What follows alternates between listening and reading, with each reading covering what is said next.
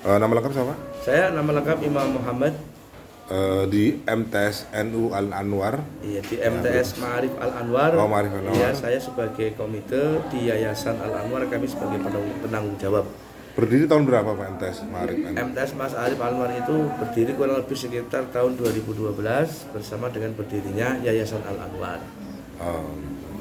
Sudah 10 tahun ya Pak? Sekira kurang lebih 10 tahun. Nah, ini kiat-kiat apa yang membuat banyak warga sekitar Kaligangsa atau mungkin kota lain mau bersekolah di sini? Bahkan ada informasi ada pondok ya Pak? Ada pondok pesantren. Nah, itu gimana Pak sejarahnya?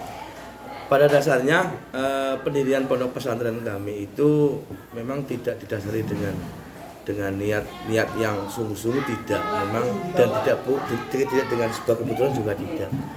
Awalnya berdiri pondok pesantren dulu kami Majelis Al Anwar itu hanya berdiri sebuah masjid bernama Masjid Al Munawwarah. Kemudian kami keluarga ada majelis taklim, ada majelis zikir. Setelah sekitar tahun 2010-an, beliau Maulana Habib Muhammad Lutfi rawuh ke yayasan kami dalam acara Maulid Nabi dan Haul simbah kami, simbah Kiai Haji Anwar bin Kiai Munawar. Setelah itu beliau dawuh ke saya pribadi, beliau berpesan apa yang menjadi cita-cita dan amaliyah Mbah Kiai Anwar untuk diteruskan oleh anak cucunya. Dari situ kemudian entah dari mana ada beberapa santri yang datang secara tiba-tiba ke pondok kami, kemudian sekolah pun berdiri, dan sampai sekarang alhamdulillah kami berdiri di Yayasan Al Anwar itu di bawah lembaga Yayasan Al Anwar ada MTS Ma'arif Al Anwar, ada PAUD Al Anwar, ada Madrasah Diniyah Awaliyah, ada Madrasah Diniyah Wusta, dan banyak lagi kegiatan-kegiatan majelis di sekitar Yayasan Al Anwar. Untuk kiat-kiatnya memang kami itu mempunyai progres ke depan. Kami mempunyai lembaga pendidikan baik di MTS maupun PAUD maupun di majelis, itu semuanya akan kami jadikan menjadi pendidikan yang berbasis Al-Qur'an. Al-Qur'an. Iya, jadi di MTS Al Anwar kami punya program, ada tidak cuma sekedar untuk sekolah saja, tapi kami ada ngajinya. Ngaji sejak jam berapa? Untuk pagi anak-anak itu wajib mengikuti kegiatan sholat duha bersama 6:30, dilanjutkan dengan pembacaan Asmaul Husna, dilanjutkan dengan pembacaan Rotibul Haddad. Kemudian setelah dari masjid melaksanakan kegiatan sholat duha, pembacaan Asmaul Husna, Rotibul Haddad.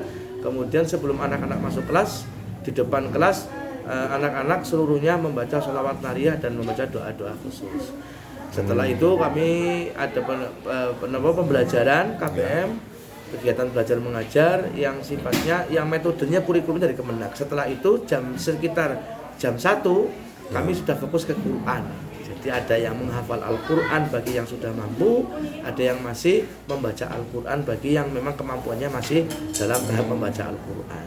Tapi kedepannya insya Allah kami akan menjadikan lembaga kami, khususnya MTS Ma'arif Al Anwar itu lembaga yang mempunyai basic Al-Quran. Oh begitu ya, penghafal Quran ya kalau bisa ya? Menghafal Al-Quran. Ini siswa ada yang sudah hafiz apa hafizah?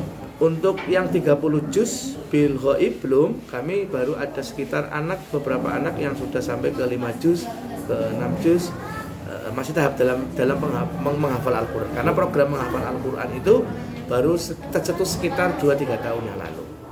Nah, dulunya kita masih biasa. Setelah itu karena berbagai pertimbangan dan berbagai saran dari para guru-guru kami, akhirnya kami memutuskan MTS Ma'arif Al Anwar adalah MTS yang berbasis pondok pesantren yang nanti metodenya adalah menghafal Al-Quran. Oh begitu ya. Ya. Nah kedepannya adalah basic agama itu penting untuk Sangat benteng penting negara sekali. ya.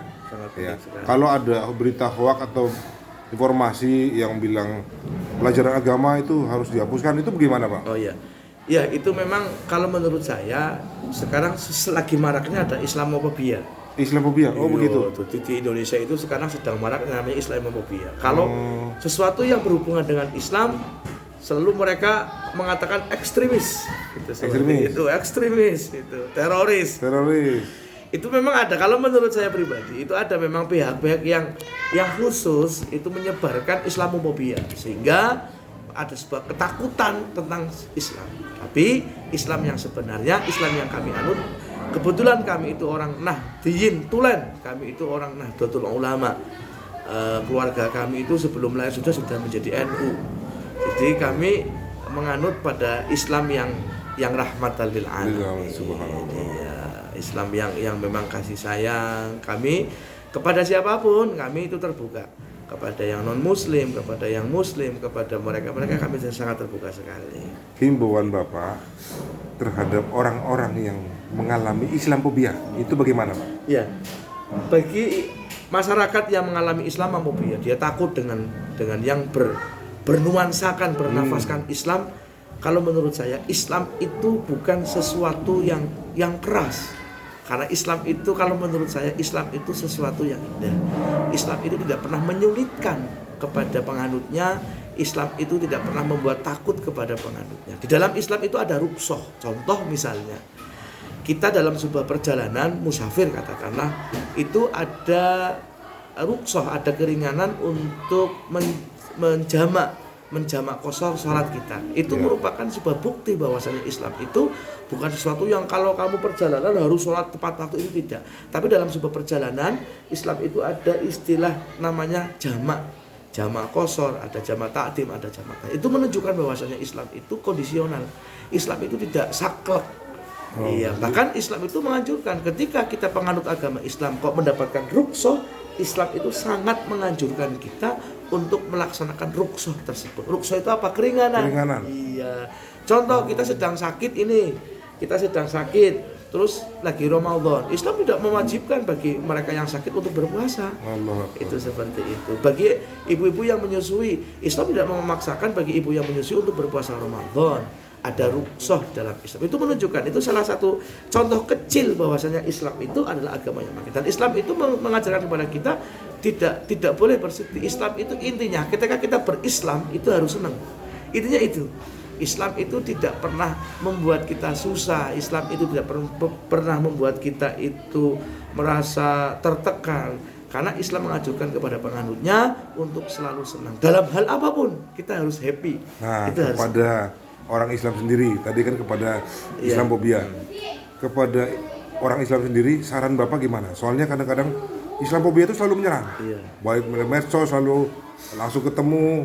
Nah itu itu tidak perlu frontal apa bagaimana? Apa perlu frontal menurut Bapak gimana? Kalau menurut saya, untuk kita penganut Islam, untuk menghadapi atau menanggapi orang-orang yang memiliki Islamofobia, kita tidak usah menjustis mereka itu orang-orang yang tidak baik.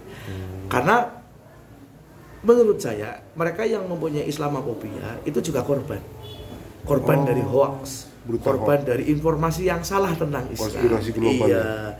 Kepada mereka kita berikan contoh. Pertama kita memberikan contoh yang baik bahwasanya Islam itu indah, Islam itu senang, Islam itu happy, Islam itu tidak pernah menekan, memaksa kepada penganutnya. Kita tunjukkan saja kepada mereka. Kita buktikan kepada mereka, kepada Islamofobia, bahwasanya Islam itu tidak sesuai dengan anggapan mereka yang mengatakan Islam itu ekstremis, Islam itu teroris, Islam itu anarkis, Islam itu tidak. Kita tunjukkan kepada mereka dengan akhlak-akhlak kita. Akhlakul karimah. Oke.